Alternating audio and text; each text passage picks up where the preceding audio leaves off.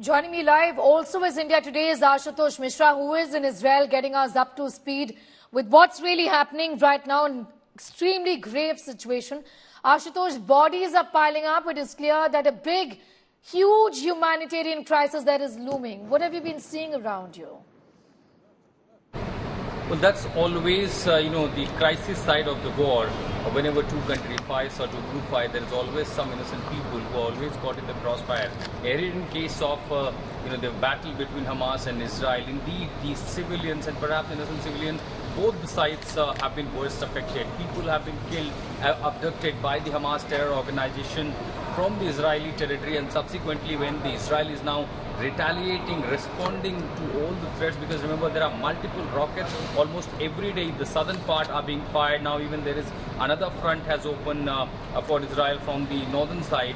So when a country responds in its defense, there is always possibility of innocent civilians. So indeed the bodies we are seeing both the sides moving in a huge number. Subsequently most of the the establishment, commercial places, all are shut down. The people require essential supplies that had to be maintained, and while the daily life have been totally disrupted, literally life is coming to the halt, particularly in the extremely northern zone where the another threat of Hezbollah is looming.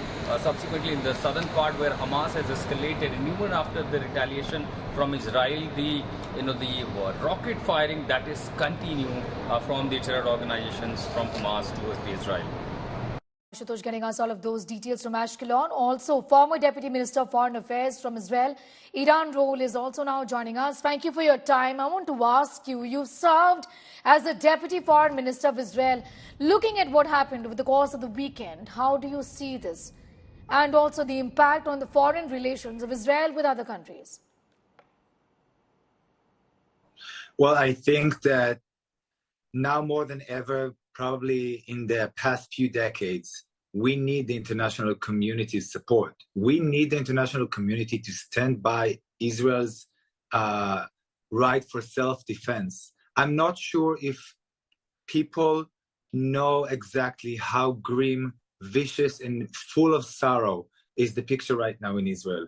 What Hamas, a horrendous, vicious terror organization, did to innocent Israeli citizens is undespicable. We're talking about torturing, rape, kidnapping whole families, babies, people with disabilities, old women, parading them around Gaza as if they were trophies for Hamas.